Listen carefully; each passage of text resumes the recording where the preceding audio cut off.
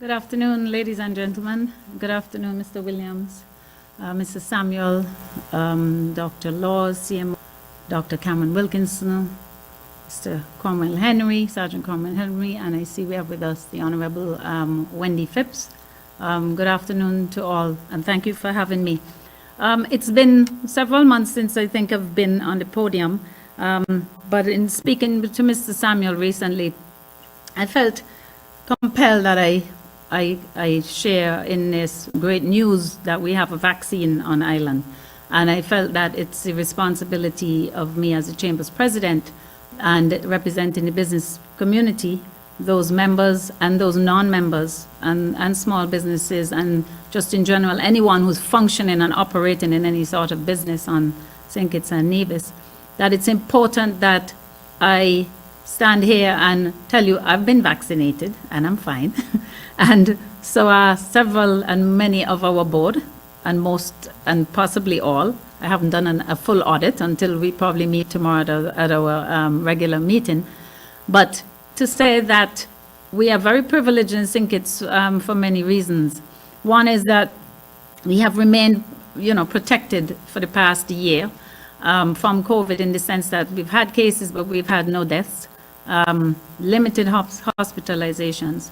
And so I think it's important that we stay on that trajectory and we not risk all of the, I don't want to say luck, because the doctors have been doing great work to keep us safe, and the science have done so, and the decision making. But sometimes if you play with your blessings, you could lose them. And I feel that it's important to say this. I think a lot of people in the public, and this is from speaking to persons and getting feedback, that possibly because we have been so protected and we haven't had to really live with so many of the other restrictions and, even curfews that many of our neighboring islands and sister islands nearby, as Antigua and Barbados, St. Lucia, are still living with in terms of closures and not able to function as a society and live as normal as we are here. We might be taking it for granted and saying, well, I don't need to take the vaccine. Well, that's even more why you need to take the vaccine, because if you want to continue to live the life that you've been living in terms of your freedoms, it's critical that you see it as you want to keep it that way, and you want to continue functioning like that and be able to open. And so I don't have any formal presentation to give you, but it's really to appeal to those in the business community, appeal to those employers. We've sent out an email, we've sent out information on our site, our Facebook page, appealing to you to allow time for your employees, your team members, your associates, your colleagues to have time to go and get vaccinated. Some of the clinics are open on Saturdays to allow those in an industry that may not be as flexible, that you can go on a Saturday, rest on a Sunday. Those businesses that are small enough who can be a bit more accommodating and more flexible, we ask that you give that time to vaccinate. I want to share some information with you in terms of some data, because I think it's important, and I think that's what people sometimes relate to.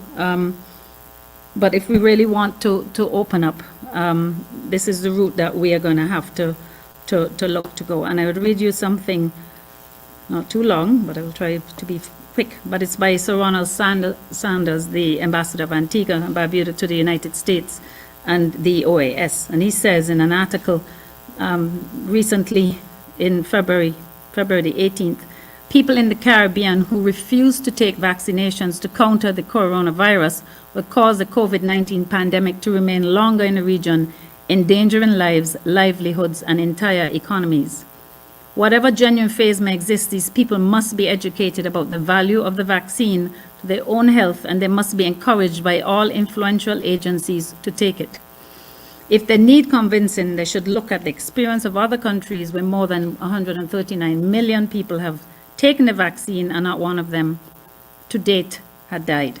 The churches whose leaders have been preaching against vaccinations are doing neither their followers nor their countries any good. Similarly, the representatives of trade unions who argue that their members have the right not to take vaccines might consider enlightening them about the benefits of their vaccine or their individual well-being, their families, the wider community, and the businesses from which they derive a living. At the rate at which vaccines are currently available and being rolled out in the world, the Caribbean will be behind Britain, the US, in controlling the virus by at least 1 year. If a significant number of people remain unvaccinated, the delay would even be longer. Caribbean countries cannot afford a year, let alone a more extended period, to suppress the virus.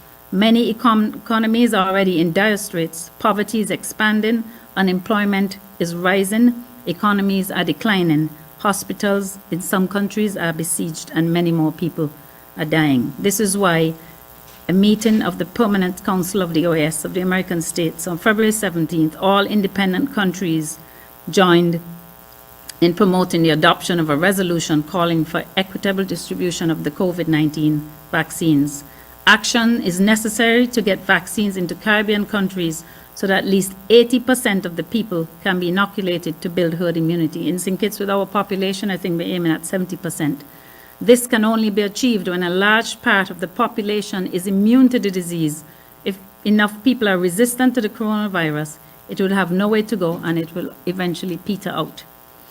I thought I'd share that because I think we need to put things in perspective. It's been 1 year this month since we closed our borders to the pandemic, March of 2020. Then we reopened in October partially with restrictions and a 14-day quarantine.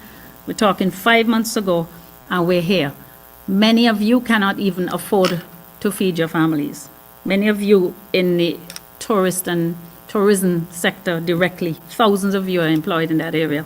Taxi drivers, we have close to 500. If you don't vaccinate, your business can't restart. We can't reignite. We cannot get the economy going. If you don't vaccinate, the CMO and Dr. Cameron Wilkinson and the powers that be are not going to give the go to reopen this economy. And 85% of our tourists that land on St. Kitts are off of cruise ships. 85%. We are not like some of the other islands where it's the flip, where they have multiple stay-over hotels. We have significant name brands, and we're very privileged to have those hotels on island. However, they do not account for the vast revenue raised by the economy. And so with that, the government's revenue is down significantly. I don't have an exact figure, but I believe I think it's 30% lower than revenue collected in 2019, and 18.5% tax revenue, likely significant from the sector that pays into tax from the tourism sector. It means SCASPA, it means every segment of this economy is hurting and hemorrhaging. And I don't believe we can continue to do that for much longer. So I just hate to say, please, don't be selfish. If you're a young person, don't think that you don't need to vaccinate because you have a mother, a father, grandmother, an aunt, and maybe an older person among you. You work in that sector, you go home, and you're on the front lines, and you spread it to your family. Don't let your luck run out. I'm basically here to appeal to ask you to turn up, vaccinate.